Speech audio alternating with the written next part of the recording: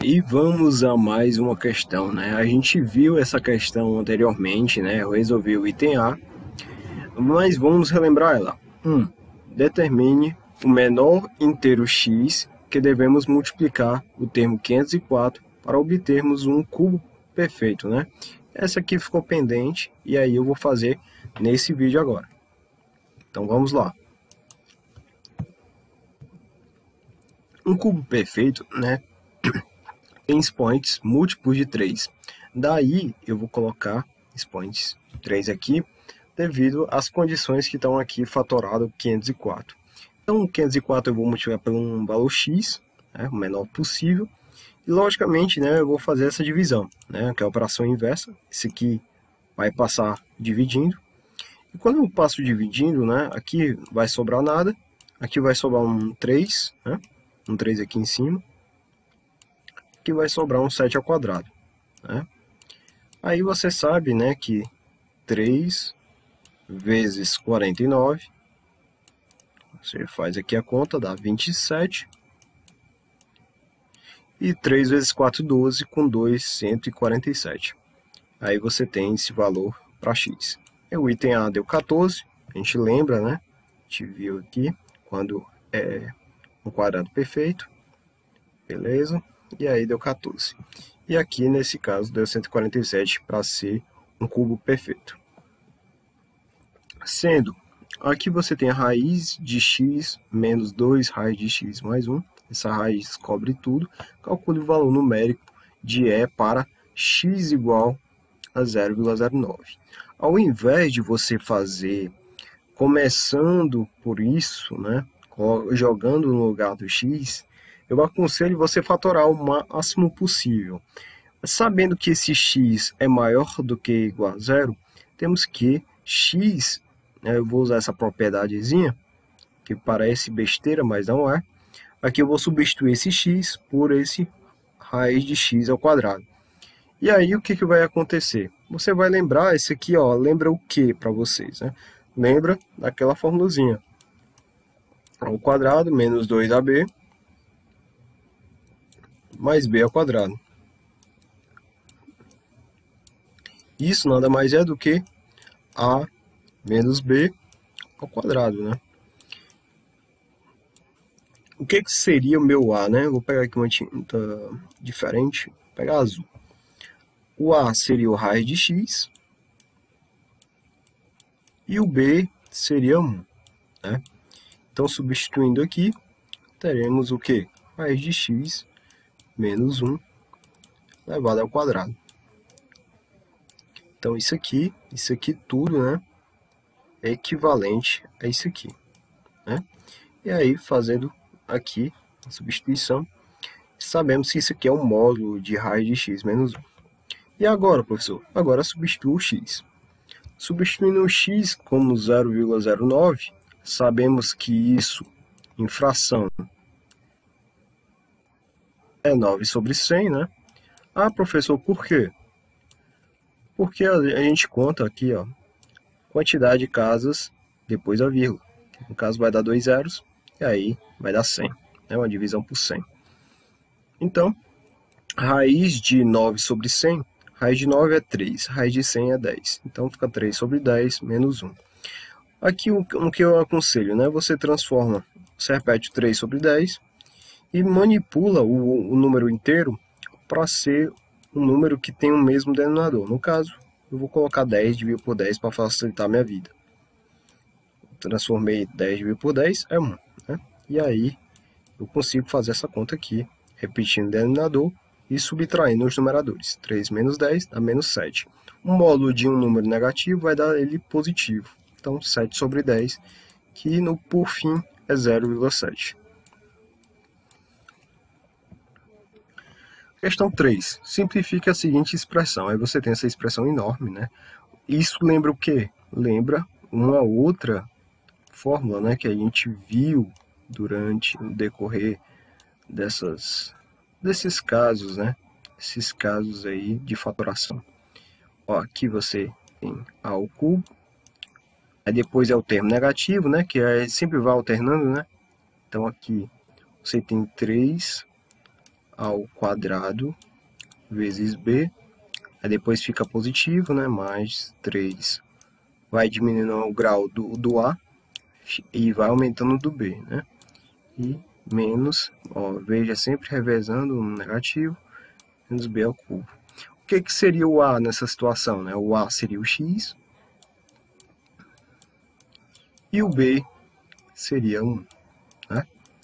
Logicamente, raiz cúbica é isso aqui, né? Resumiria isso em isso, né? E aí, raiz cúbica disso, você cancela, e aí temos o x menos 1 como resposta. Raiz enésima, né?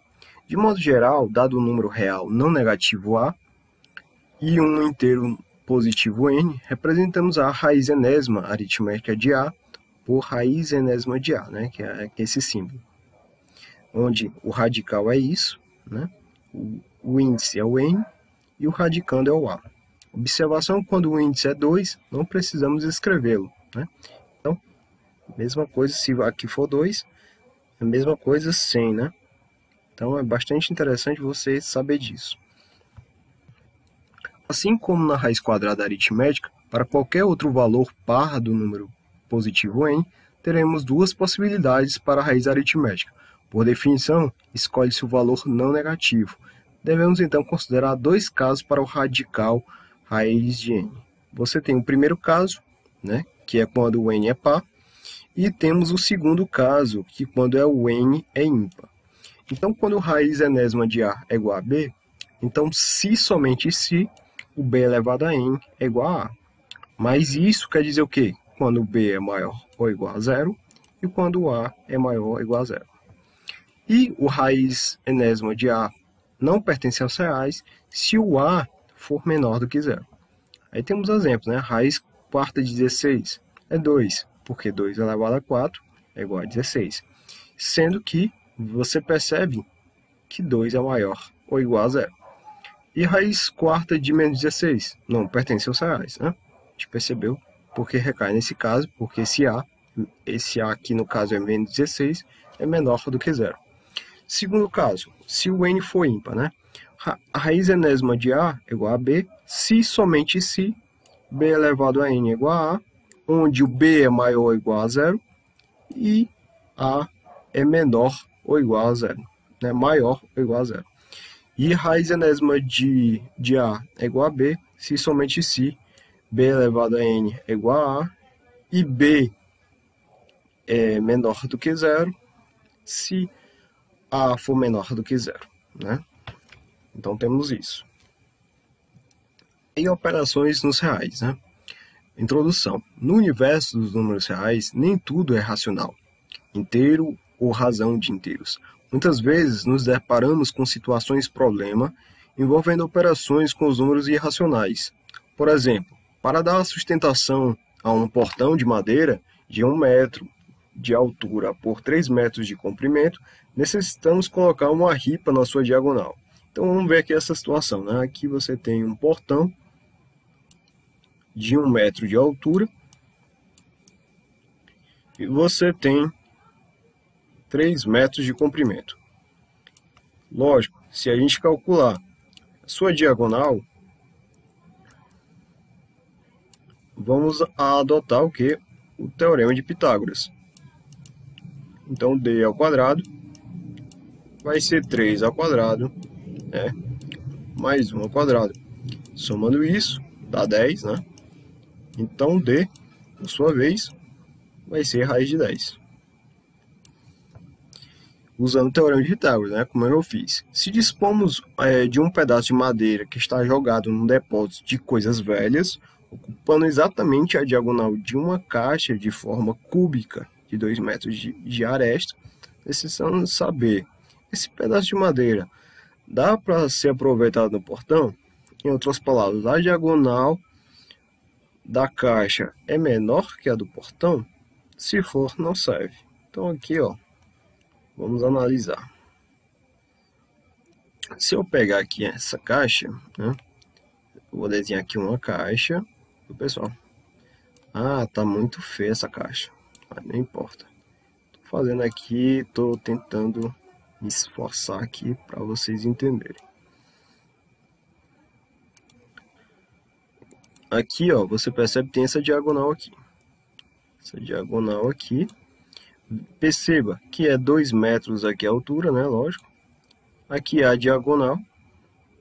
Essa diagonal, pessoal, da base, você sabe que isso aqui é 2, isso aqui é 2. Então, isso aqui é 2 raiz de 2, né? A gente percebe pela... Então, a gente vai usar o Teorema de Pitágoras de novo, né? Achar essa diagonal. E achando essa diagonal, pessoal, ó, ele fala que exatamente a diagonal da caixa, né? Então, ó, a diagonal da caixa vai ser o quê? 2 ao quadrado. Aqui, 2 ao quadrado. Mais 2 raiz de 2 ao quadrado.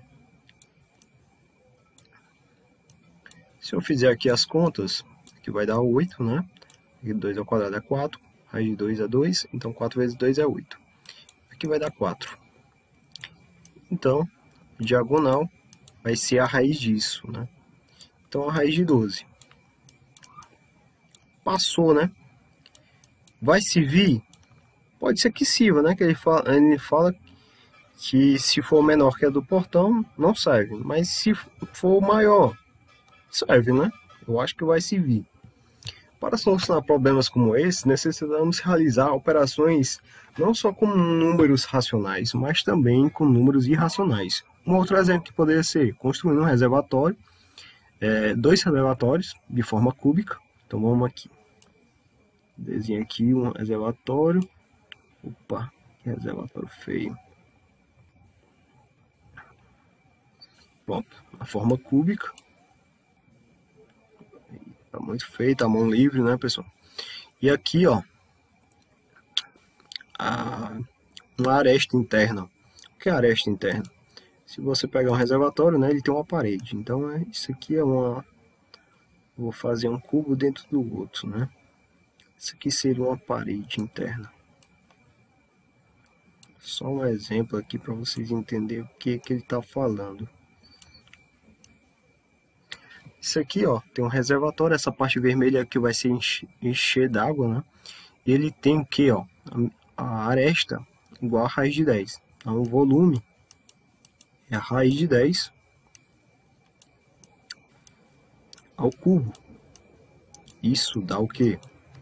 Raiz de 10 ao quadrado, que é 10, vezes raiz de 10. Então, dá 10 raiz de 10. Aqui temos se esse volume e a outra com a aresta interna com a medida igual à diagonal da caixa do exemplo anterior. O exemplo anterior, a gente viu que a diagonal é raiz de 12. Então, se a gente calcular o volume de um cubo, né, de aresta raiz de 12, temos 12 raiz de 12.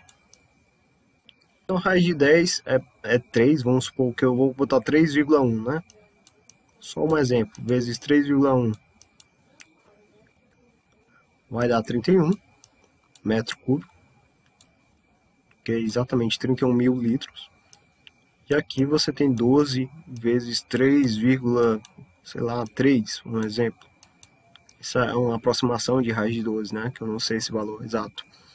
Então aqui, ó, se eu fazer 12 vezes 3,33, né? Dá 33, 396, né? Aí botar uma vírgula, 39,6. Então a diferença, pessoal, se você for analisar aqui o que tem no texto, ele fala assim, quanto a diagonal, caixa, por exemplo, anterior, qual dos dois reservatórios terá maior capacidade? O segundo, né? Quantos litros a mais? Ó, se aqui é 31 mil litros, aqui vai ser 39.600, né? 9.600 litros de diferença, né? Então é bem fácil de você analisar. Então, na próxima aula a gente vai ver potência de expoentes fracionários. E até mais. E até a próxima aí com todos vocês.